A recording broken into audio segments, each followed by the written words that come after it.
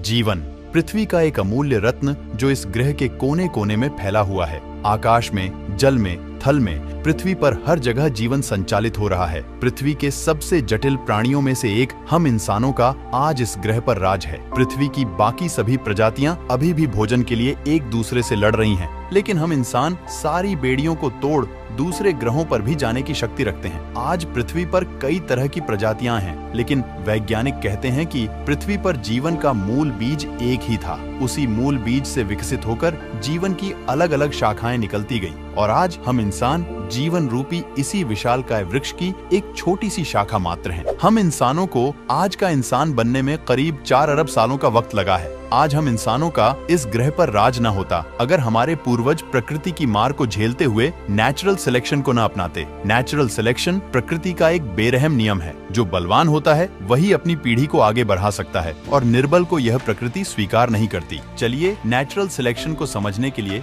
कछुओं के इन बच्चों का उदाहरण लेते हैं। कछुए हमेशा अपने अंडों को समुद्र से थोड़ा दूर मिट्टी के नीचे गाड़ देते हैं, क्योंकि उनके अंडों को समुद्र के जीवों और जमीन पर रहने वाले बेरहम जानवरों से खतरा होता है। इसलिए कछुए अपने अंडों के लिए सुरक्षित स्थान चुनते हैं। जब ये अंडे पोषित हो जाते हैं और इनसे कछुओं के छोटे छोटे बच्चे बाहर निकलते हैं, तो प्रकृति अपनी बाहें फैलाकर इनका स्वागत करती है। लेकिन अगर इन कछुओं को एक सुनहरा भविष्य बनाना है तो इन्हें एक कड़ी परीक्षा देनी पड़ेगी। जो भी कछुए का बच्चा इस परीक्षा को पास करेगा वही इस प्रकृति का आनंद उठा पाएगा और अपनी पीढ़ी को आगे बढ़ा पाएगा। अंडों से निकलने के बाद अगर इन कछुओं के बच्चों को जीवन में आगे बढ़ना है तो किसी भी तरह उन्हें दूर नजर आ रहे समुद्र तक पहुंचना होगा। प्रकृति की ये मुश्किल परीक्षा शुरू होती है। कछुओं के छोटे छोटे बच्चे समुद्र की ओर दौड़ पड़ते हैं, लेकिन यह सफर इतना आसान नहीं होने वाला। आसमान में उड़ते बेरहम पक्षी इन नन्हे बच्चों को अपना शिकार बनाने के लिए तैयार हैं। पक्षी इन कछुओं के बच्चों पर हमला बोल देते हैं। अब इन नन्हे बच्चों को अपनी मंजिल तक पहुंचने के लिए तेजी से भागना होगा। यदि वे आज तेजी से नहीं भागेंगे तो वे कभी भी इस प्रकृति का आनंद नहीं ले पाएंगे। जो शक्तिशाली होते हैं वे अपनी मंजिल पर पहुंच जाते हैं, और जो कमजोर होते हैं उनके लिए प्रकृति में कोई जगह नहीं होती। जब शक्तिशाली कछुओं के बच्चे अपनी मंजिल पर पहुंचते हैं तो समुद्र की लहरें अपने आगोश में उन्हें समेट लेती हैं। अब ये नन्हे बच्चे प्रकृति का आनंद ले सकते हैं और बड़े होकर अपनी नई पीढ़ी को आगे बढ़ा सकते हैं। प्रकृति के इसी चुनाव को नेचुरल सिलेक्शन कहते हैं। हम इंसान अनेकों बार नेचुरल सिलेक्शन की प्रक्रिया से गुजरे हैं, और आज भी हम इसी प्रकृति के इस परीक्षा से गुजर रहे हैं। पिछले 4 अरब वर्षों से हम प्रकृति के इस प्रकोप को सहते हुए आगे बढ़े हैं। हमने अनेकों बार महाप्रलय का सामना किया है और अनगिनत प्रजातियों को विलुप्त होते देखा है, लेकिन हमने कभी भी जीने की जिद नहीं छोड़ी, और इसी जिद के कारण हमारा जीवन का सफर बेहद रोमांचक रहा है। दोस्तों, आज की इस वीडियो में हम एक रोमांचक यात्रा पर निकलेंगे। हम अपने अतीत की ओर रुख करेंगे और जानेंगे कि किस प्रकार सिंगल सेल से लेकर आज के जटिल जीवन की रचना हुई। हम यह भी समझेंगे कि कैसे हमने नेचुरल सिलेक्शन को अपनाया और किन महत्वपूर्ण घटनाओं ने हमारे जीवन को यहाँ तक पहुँचाया। इसके साथ ही हम देखेंगे कि कैसे एवोल्यूशन ने हमें आज का इंसान बनाया। तो मेरा नाम है अनिरुद्ध, और चलिए शुरू करते हैं आज की ये वीडियो। अब से करीब 4 अरब साल पहले हमारी पृथ्वी का माहौल बिल्कुल नर्क की तरह था। चारों ओर उबलता हुआ लावा बह रहा था। गैस और धूल के बादलों ने पूरी पृथ्वी को घेर रखा था। ऐसी स्थिति देखकर यह विश्वास करना कठिन है कि कभी इस ग्रह पर करोड़ों प्रजातियां पनप सकेंगी। वैज्ञानिकों का मानना है कि इन्हीं विपरीत परिस्थितियों में पृथ्वी पर पहली बार जीवन का अंकुर फूटा। यह सवाल आज भी बना हुआ है कि जीवन का पहला बीज पृथ्वी पर कैसे आया। वैज्ञानिक इस विषय पर अलग अलग थ्योरीज देते हैं। कुछ का मानना है कि जीवन का पहला बीज किसी उल्का पिंड के साथ अंतरिक्ष से पृथ्वी पर आया, जबकि अन्य का मानना है कि जीवन के प्रारंभिक तत्व पृथ्वी पर पानी में उपस्थित कुछ रसायनों के मिलन से स्वतः उत्पन्न हुए। आपका, मेरा और इस पृथ्वी पर मौजूद सभी जीवों का सफर 4 अरब साल पहले इसी नर्क जैसे वातावरण में पानी के भीतर एक कोशिका के रूप में, अर्थात एक सिंगल सेल के रूप में शुरू हुआ। यह जो आप सेल देख रहे हैं यही हमारा पूर्वज है और पृथ्वी पर जीवन का सबसे पहला बीज। 4 अरब साल पहले इसी सेल ने जीवन की नींव रखी थी। आज हम जिस रूप में हैं, उस यात्रा की शुरुआत इसी सेल के अंदर डीएनए के रूप में छिपे कुछ कोड्स और सूचनाओं के साथ हुई थी। इस सेल में मौजूद जीन इंफॉर्मेशन को बाहर भेजने में सक्षम थे। लगभग 50 करोड़ साल तक पृथ्वी पर जीवन सिंगल सेल के रूप में ही बना रहा। फिर 50 करोड़ साल बाद जीवन ने एक नया मोड़ लिया। आज से करीब 3.5 अरब साल पहले इस सिंगल सेल ने खुद की कॉपी बनाना शुरू कर दिया और अपने जैसे ही एक क्लोन का निर्माण करने लगा। यह एक अद्भुत घटना थी, क्योंकि एक सेल का अपने ही क्लोन का निर्माण करना जीवन के एक नए रूप का जन्म था और इस प्रक्रिया के माध्यम से पुराने सेल एक नई पीढ़ी को जन्म दे सकते थे। यदि यह सेल खुद का क्लोन बनाने में सक्षम नहीं होती तो पृथ्वी पर जीवन उसी समय समाप्त हो गया होता जब जीवन के पहले बीज ने जन्म लिया था। यह प्रक्रिया 2 अरब सालों तक चलती रही। पुराने सेल अपना कॉपी बनाते और अपनी जानकारी एक पीढ़ी से दूसरी पीढ़ी तक पहुंचाते रहे। लेकिन 2 अरब साल बाद एक और महत्वपूर्ण घटना घटी। 2 सेल आपस में मर्ज हो गए और उनके जीन आपस में मिलकर एक हो गए।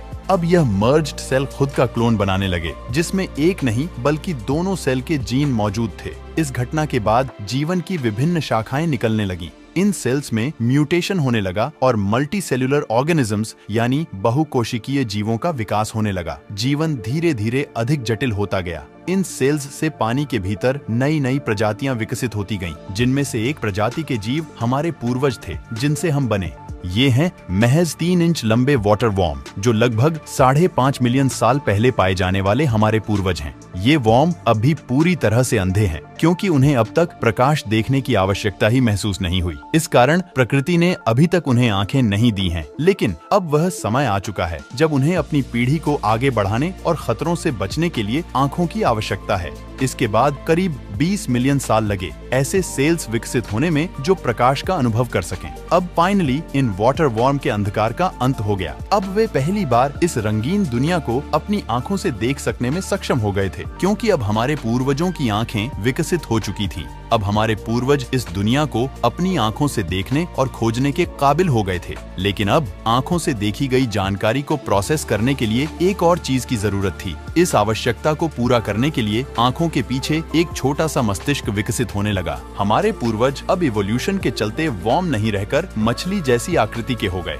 हमारा दिमाग अब छोटे मोटे सिंपल डिसीजन ले सकता था और इंफॉर्मेशन को प्रोसेस कर सकता था। जैसा कि मैंने पहले बताया था, सेल्स में म्यूटेशन के कारण कई तरह की प्रजातियां विकसित हो गईं, जिनमें से कुछ खतरनाक भी थीं। हमें अब इन खतरनाक प्रजातियों से खतरा था। अगर हमें नेचुरल सिलेक्शन का हिस्सा बनकर जीवित रहना है तो हमें इन खतरनाक जीवों से बचना होगा, और एवोल्यूशन ने अपना काम किया। समुद्र के पानी में जीवित रहने के लिए अब हमारी स्किन कठोर हो चुकी थी। हमारे जबड़े और मजबूत दांत भी विकसित हो गए थे। अब हम छोटे मोटे शिकारियों से अपनी रक्षा करने में सक्षम थे। आज से 375 मिलियन साल पहले हम एक कवच युक्त मछली बन चुके थे। हमारी लंबाई लगभग 1 फुट थी और हमारा भोजन छोटी छोटी मछलियां थीं। लेकिन समुद्र पर तो अभी भी अन्य दैत्याकार जीवों का ही शासन था। हमारे पास अब सिर्फ 2 विकल्प थे, या तो इन समुद्री राक्षसों का शिकार बनकर अपनी यात्रा को यहीं समाप्त कर लें, या फिर जीवित रहने के लिए कोई दूसरा रास्ता खोजें। और हमने चुना उथले पानी का रास्ता। उथले पानी में समुद्री दैत्य नहीं आ सकते थे, लेकिन यहाँ पर भी एक चुनौती थी, ऑक्सीजन की कमी। अपने आप को बचाने के लिए 375 मिलियन साल पहले हमने कुछ ऐसा किया जो इससे पहले किसी मछली ने नहीं किया था। हमने पहली बार अपना मुंह पानी से बाहर निकाला और हवा में सांस ली। अब जो हवा हम अपने भीतर खींच रहे थे, उसके लिए हमारे शरीर में एक नए अंग का विकास हुआ, हमारे फेफड़ों का। अब हम एक संकरित प्राणी बन चुके थे जो हवा और पानी दोनों में सांस ले सकते थे। हमारे पास अब फेफड़े और गिल्स दोनों ही थे। आज के समय में हमारे गिल्स पूरी तरह से लुप्त हो चुके हैं, क्योंकि अब हमें उनकी आवश्यकता नहीं है और हम केवल फेफड़ों के सहारे ही जीवित रह सकते हैं। लेकिन हमारे शरीर में अभी भी गिल्स की मैकेनिज्म का अवशेष बना हुआ है, जिसके कारण कभी कभी हमें हिचकियां आती हैं। लगभग 365 मिलियन साल पहले हमने अपने सिर को पानी से बाहर निकाला और एक नई दुनिया को एक्सप्लोर करने के लिए कदम बढ़ाया। पानी के बाहर हमारे सामने एक खूबसूरत दुनिया थी और पहली बार हमने पानी को छोड़कर जमीन पर कदम रखा, जहां एक नई दुनिया हमारा स्वागत करने के लिए तैयार थी। यह वह अद्भुत क्षण था जब हमने नए जीवन की तलाश में पानी को छोड़कर जमीन को चुना था।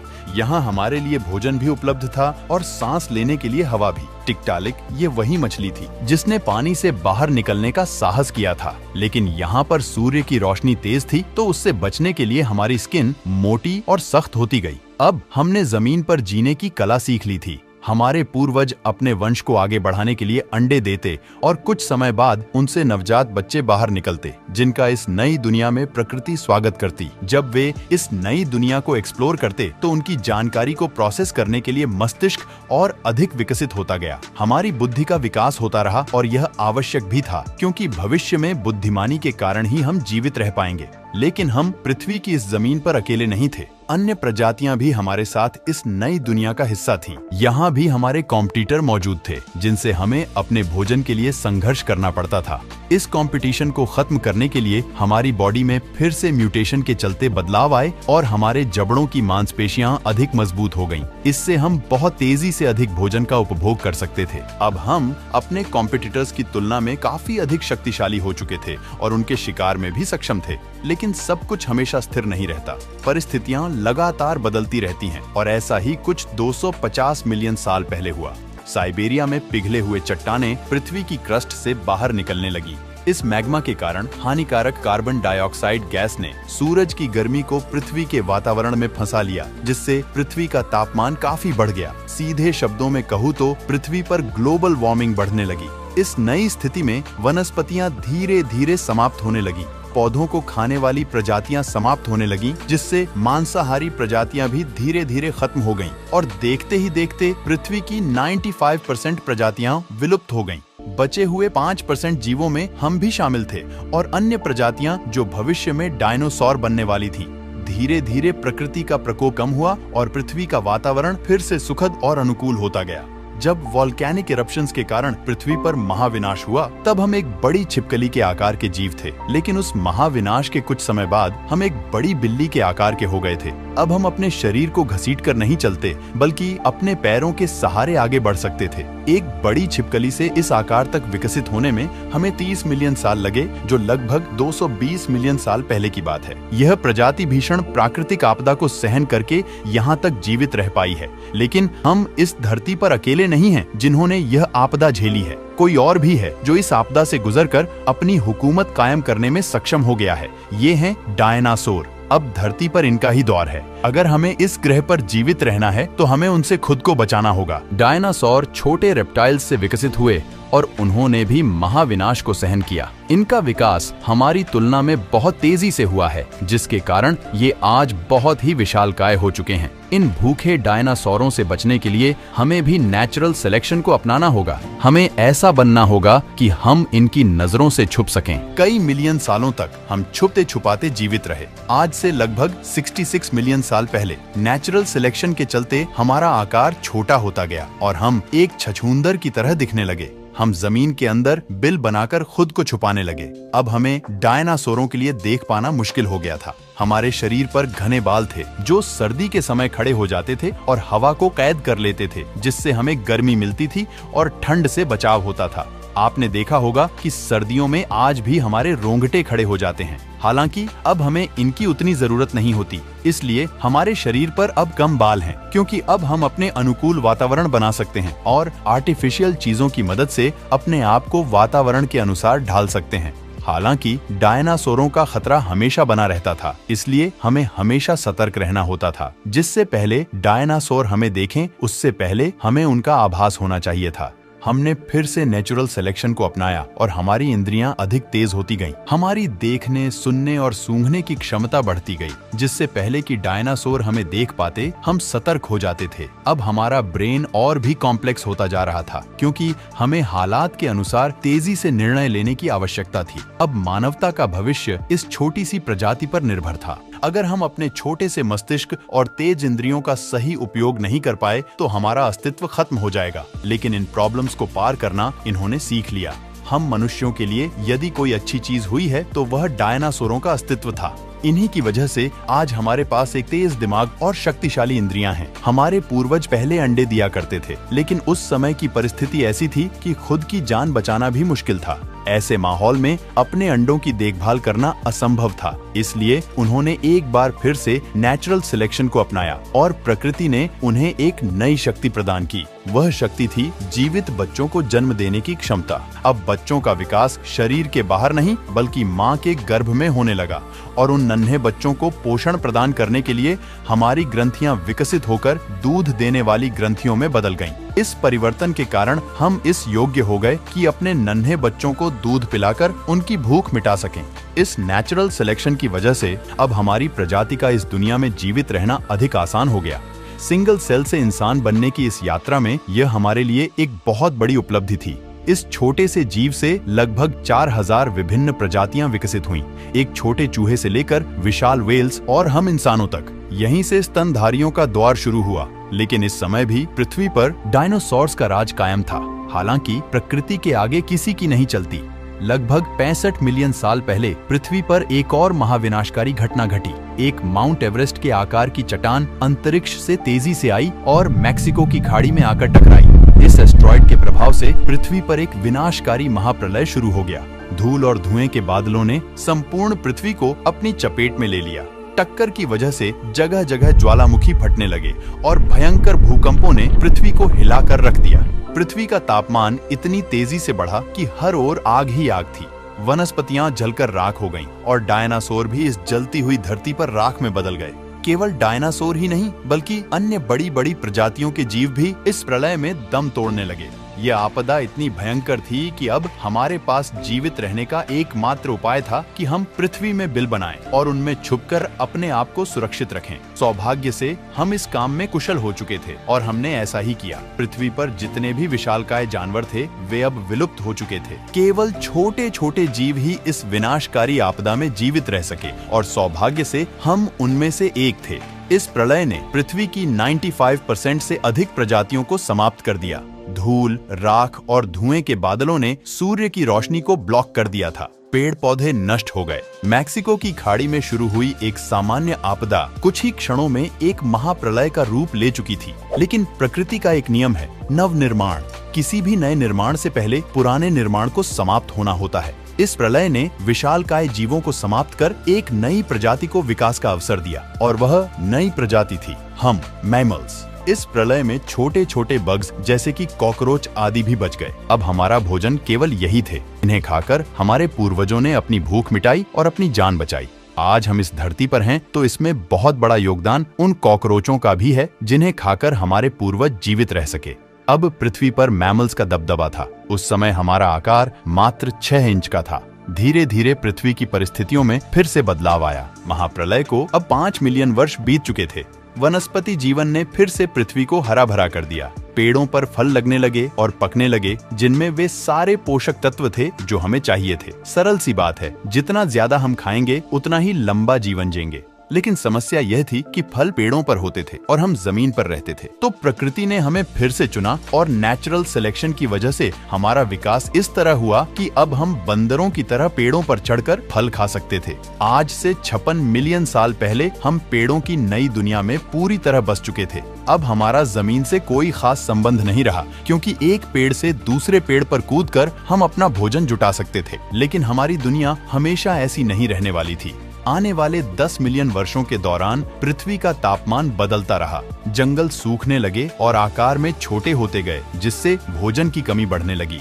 इस स्थिति में नेचुरल सिलेक्शन ने फिर से भूमिका निभाई। हमारी पूंछ धीरे धीरे गायब हो गई। हमारे हाथ लंबे हो गए, जिससे हम अपने हाथों को फैलाकर फलों को आसानी से तोड़ सकते थे। हम हमेशा पेड़ों की शाखाओं से चिपके रहते थे। पृथ्वी के तापमान में आए बदलावों ने हमारे पूर्वजों को भी स्थायी रूप से बदल दिया। हम पृथ्वी के बदलते माहौल के अनुसार अपने आप को ढालते गए और प्रकृति हमें निरंतर बदलती रही। लेकिन पृथ्वी में होने वाला यह बदलाव यहीं नहीं रुका। अफ्रीकन और अरेबियन टेक्टोनिक प्लेट्स के खिंचाव के कारण ईस्ट अफ्रीकन रिफ्ट वैली बनी और इसके किनारों पर 3500 मील लंबी पर्वत श्रृंखलाएं बनी। पहले इंडियन ओशियन से उठने वाले बादल पूरे अफ्रीका में बरसते थे, लेकिन अब इन पर्वत श्रृंखलाओं ने उन बादलों को रोक दिया, जिससे इस क्षेत्र में सूखा पड़ने लगा। धीरे धीरे पेड़ खत्म होने लगे और जंगलों का अस्तित्व समाप्त होने लगा। परंतु सबसे बड़ी चुनौती यह थी कि हमारे पूर्वज अफ्रीका के उसी इलाके में फंसे हुए थे जहां सूखा पड़ा हुआ था। यह परिवर्तन बहुत महत्वपूर्ण था, क्योंकि अगर हमें भोजन नहीं मिला तो सिंगल सेल से इतने जटिल जीव तक का हमारा सफर यहीं रुक जाएगा। हमें अब खुद को बचाने के लिए कुछ ऐसा करना था जो हमारे किसी भी पूर्वज ने पहले कभी नहीं किया था। 4.5 मिलियन साल पहले हम आर्डिपिथेकस रामिडुस कहलाते थे। हमारी ऊंचाई लगभग 4 फीट थी और हमारा मस्तिष्क एक संतरे के आकार का था। यहाँ कभी घने जंगल हुआ करते थे, लेकिन अब सिर्फ गिने चुने पेड़ दिखाई देते थे। हम इन पेड़ों की टहनियों पर खड़े हो सकते थे, उन पर चल सकते थे और छोटी छोटी शाखाओं पर लगे फलों को खाने की कोशिश करते थे। लेकिन अब हमारी भूख को संतुष्ट करने के लिए पर्याप्त भोजन यहाँ नहीं था। जो भी पेड़ मौजूद थे वे दूर दूर तक फैले हुए थे, इसलिए अब हम एक पेड़ से दूसरे पेड़ पर कूदकर नहीं जा सकते थे। अब हमें उन अन्य पेड़ों तक पहुँचने के लिए जमीन पर उतरकर चलना पड़ा। आज से लगभग 4.4 मिलियन साल पहले हमने पहली बार जमीन पर चलना सीखा। अब हम केवल 2 पैरों पर चल सकते थे, जिससे हमारे हाथ फ्री हो गए थे और हम जमीन पर खड़े होकर पेड़ों से फल तोड़ सकते थे। इससे हमारा काम अधिक आसान और तेज हो गया था। हम अपने हाथों का उपयोग करके अधिक मात्रा में भोजन इकट्ठा कर सकते थे। अगले 1 से 2 मिलियन सालों तक हमारा एवोल्यूशन होता रहा और हमारा शरीर इस प्रकार से विकसित हुआ कि हम 2 पैरों पर तेजी से चलने लगे। हमने पेड़ों को छोड़कर खुले मैदानों की ओर बढ़ना शुरू कर दिया था। 2 पैरों पर चलने की वजह से हम तेजी से आगे बढ़ने लगे, जिससे हमें खाना, पानी और आश्रय ढूंढने में आसानी हुई। लेकिन 2 पैरों पर चलने के कारण बच्चे को जन्म देने में कठिनाइयां बढ़ गईं और पूरी तरह से विकसित बच्चे को जन्म देना आसान नहीं था। इस स्थिति में नेचुरल सिलेक्शन ने एक बार फिर से अपना प्रभाव दिखाया। हमने ऐसे बच्चों को जन्म देना शुरू कर दिया जो समय से पहले ही पैदा हो जाते। माँ की कोख में बच्चे का जो जरूरी विकास होना चाहिए था वह हो जाता और बाकी का विकास जन्म के बाद होता। आपने देखा होगा कि हम इंसान एक ऐसी प्रजाति हैं जिनके बच्चे जन्म लेने के बाद भी कमजोर होते हैं। उन्हें अपने पैरों पर चलने में कई महीने लग जाते हैं और माँ को उन्हें सालों तक दूध पिलाना होता है और उनकी देखभाल करनी होती है। तब जाकर उनका शरीर पूरी तरह से विकसित होता है। लेकिन आपने यह भी देखा होगा कि जानवरों के साथ ऐसा नहीं होता। जब कोई जानवर अपने बच्चे को जन्म देता है तो उसका बच्चा जन्म के कुछ ही मिनटों में चलने फिरने और दौड़ने लगता है। लेकिन इंसानों के बच्चों के साथ ऐसा नहीं होता।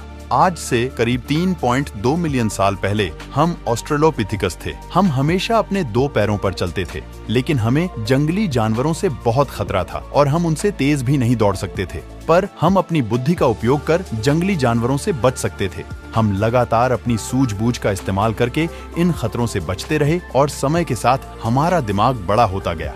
लगभग 2.3 मिलियन साल पहले हमारे दिमाग का आकार पहले से 2 गुना हो चुका था। इसी टाइम पीरियड में हम होमो हैबिलिस कहलाते थे, जिन्हें हैंडीमैन भी कहा जाता है, क्योंकि इन्होंने सबसे पहले पत्थर के औजार बनाए थे जो इनके पूरे भविष्य को बदलने वाले थे। अब हम पूर्वी अफ्रीका में इकलौते ऐसे प्राणी थे जो अपनी किस्मत का खुद निर्धारण कर सकते थे, क्योंकि अब हमारे पास पत्थर के औजार थे जिनका उपयोग हम शिकार के लिए कर सकते थे। हमसे पहले किसी भी जीव ने ऐसा कोई आर्टिफिशियल उपकरण नहीं बनाया था। हम सबसे अलग थे और यह हमारी बुद्धि की बदौलत संभव हुआ। यह तो बस शुरुआत थी। अभी हम बहुत कुछ बनाने वाले थे। अपनी भूख मिटाने के लिए हमें कभी कभी अन्य जानवरों के शिकार को उनसे छीनना पड़ता था। कभी कभी हमें अपने साथी मानवों से लड़ाई करके खाना छीनना पड़ता और ऐसा करने में हम सफल भी हो जाते, क्योंकि अब हमारे पास पत्थर का हथियार था जो हमारी बड़ी ताकत बन चुका था। कई बार ऐसा होता कि जिस भोजन को लेकर हम संघर्ष करते उसमें से मांस खत्म हो जाता और केवल हड्डियां बचती। अफ्रीका के उस हिस्से में पेड़ समाप्त हो चुके थे, इसलिए हमारे पास खाने का कोई और विकल्प नहीं था। इसलिए हमने उन हड्डियों को तोड़ना शुरू कर दिया जिनके अंदर बोन मैरो होता था, जिसमें वे सभी पोषक तत्व होते थे जो हमारे जीवित रहने के लिए आवश्यक थे। अगर हमारी किस्मत अच्छी होती तो हमें ताजा मांस मिल जाता, वरना सिर्फ बोन मैरो खाकर ही गुजारा करना पड़ता। कठोर हड्डियों के भीतर से बोन मैरो निकालने के लिए अब हमारे पास एक शानदार औजार था। समय के साथ जैसे जैसे हमने पत्थर के औजारों का उपयोग बढ़ाया, हम इन्हें बेहतर ढंग से पकड़ने में सक्षम होते गए। हमारे हाथों के अंगूठे धीरे धीरे बड़े होते गए, जिससे औजारों को पकड़ना और अधिक सुविधाजनक हो गया। आज भी हमारे दैनिक जीवन में अंगूठे का बहुत महत्वपूर्ण स्थान है। बिना अंगूठे के हमारा कार्य अधूरा ही रह जाता। जिस पेन को आप पकड़कर लिख सकते हैं, यह सब अंगूठे की वजह से ही संभव है। इसके अतिरिक्त हम अन्य चीजों को भी अपने हाथों में आसानी से पकड़ सकते हैं। यह सब केवल इसलिए हो सका क्योंकि लगभग 2 मिलियन साल पहले हमारे पूर्वजों ने पत्थर के औजारों का उपयोग किया था, जिसने हमारे शरीर की संरचना को बदल दिया। एवोल्यूशन चलता रहा और लगभग 1.8 मिलियन साल पहले हम होमो इरेक्टस बन गए। इससे पहले तक हम स्कैवेंजर थे, जो दूसरों द्वारा किए गए शिकार को चुरा लेते थे। लेकिन अब हम शिकारी बन चुके हैं। अब हम स्वयं शिकार करते हैं और भोजन की कमी को दूर करते हैं। अब हमने अपनी प्रजाति के लोगों के साथ मिलकर काम करना शुरू कर दिया है। हम मिलकर शिकार करते हैं और साथ मिलकर भोजन करते हैं। अब हम इतनी तेज दौड़ सकते हैं कि अपने शिकार को गिरा सकें। फिर एक दिन एक अद्भुत घटना घटी। आसमान से बिजली गिरी और आग लग गई, जिसने हमें गर्माहट दी और ठंड से बचाया। उस आग में कुछ जंगली जानवर भी जलकर मारे गए। मांस हमारे लिए बहुत मूल्यवान था, इसलिए हमने उसे व्यर्थ जाने नहीं दिया। हमने पहली बार आग में भुना हुआ मांस खाया, जो बहुत ही स्वादिष्ट था और चबाने में भी आसान था। हमने आग जलाना सीख लिया, जो हमारी दुनिया को बदलने वाला था, क्योंकि अब प्रकृति की शक्ति हमारे हाथ में थी। आग हमें दूसरे जानवरों से सुरक्षा देती, ठंड से बचाती और सबसे महत्वपूर्ण बात यह कि अब तक हम कच्चा मांस खाते आ रहे थे, जिससे उसे चबाने और पचाने में हमारी शरीर को बहुत मेहनत करनी पड़ती थी। लेकिन आग की खोज ने यह कार्य आसान कर दिया। अब हम मांस को आग पर भूनकर ही खाते थे। भुने हुए मांस को चबाने में हमारे जबड़ों की मांसपेशियों को कम मेहनत करनी पड़ती और उसे पचाने में भी हमारे शरीर को कम ऊर्जा खर्च करनी पड़ती। अब यह बची हुई ऊर्जा हमारे दिमाग में खर्च होने लगी, जिससे हमारा दिमाग बड़ा होने लगा और हम अधिक बुद्धिमान होते गए। लेकिन अभी भी हम एक दूसरे से सही ढंग से बातचीत नहीं कर पा रहे थे, जिससे आपसी समझ बनाना हमारे लिए कठिन था। लेकिन नेचुरल सिलेक्शन ने यहाँ भी अपना काम किया। हमारे गले की मांसपेशियों में बदलाव आया, जिससे अब हम विभिन्न प्रकार की आवाजें निकाल सकते थे। हम बोलकर एक दूसरे से बात करने लगे। भाषा हमारे लिए बहुत बड़ा साधन साबित हुई। हमारे शरीर में यही एक पहेली बची थी, जिसे प्रकृति ने सुलझा दिया। आज से लगभग 2 लाख साल पहले सिंगल सेल से शुरू होकर जटिल जीवन के रूप में अरबों सालों की सर्वाइवल की जंग लड़ते हुए हम यहाँ पहुँचे। हम होमो सेपियंस, इस धरती के सबसे बुद्धिमान प्राणी, जिनका दिमाग बहुत बड़ा और शक्तिशाली हो चुका है। हमने औजारों का उपयोग करना सीखा, भाषा का इस्तेमाल करना सीखा, हमने खेती और पशुपालन सीखा, हमने कम्युनिटी में रहकर गाँवों और शहरों का निर्माण किया, हमने पहिए की खोज की, रेल बनाई, हवाई जहाज और रॉकेट विकसित किए। हमने अपना पहला कदम भोजन की तलाश में पेड़ों को छोड़कर जमीन पर रखा। लेकिन आज हम चंद्रमा पर भी अपना पहला कदम रख चुके हैं। हमने संस्कृतियों को बनाया और पृथ्वी के हर कोने में फैले। हमने ज्ञान और विज्ञान को समझा। भोजन की भूख से हम अब ज्ञान और नवीनता की भूख महसूस करने लगे हैं। हमारा सफर एक सिंगल सेल से शुरू हुआ, लेकिन आज हम बुद्धिमान और जटिल मनुष्य बन गए हैं। इस सफर में हमने बहुत सारी आपदाओं का सामना किया, लेकिन हमने हार नहीं मानी और जीने के लिए लड़ते रहे। हम सीखते रहे और प्रकृति के संगत माहौल में अपने आप को ढालते रहे। आज जीवन के इस सफर में हम बहुत आगे निकल आए हैं, लेकिन आज भी हम सीखते ही जा रहे हैं और अपनी आने वाली पीढ़ियों के साथ अपना अनुभव और ज्ञान शेयर कर रहे हैं। हमारे एवोल्यूशन का सफर यहीं पर खत्म नहीं होता। अभी तो हमें बहुत आगे जाना है, नई नई मुश्किलों का सामना करना है और अपनी सभ्यता को ब्रह्मांड के हर कोने में फैलाना है। तो दोस्तों, ये था सिंगल सेल से इंसान बनने तक का सफर। अगर आपको ये वीडियो पसंद आई तो इस वीडियो को एक लाइक और चैनल को सब्सक्राइब जरूर करिए। साथ ही हमारी और वीडियोस देखने के लिए आपके सामने आई वीडियो पर क्लिक कर दीजिए। मिलते हैं नेक्स्ट इंटरेस्टिंग वीडियो में। तब तक के लिए धन्यवाद।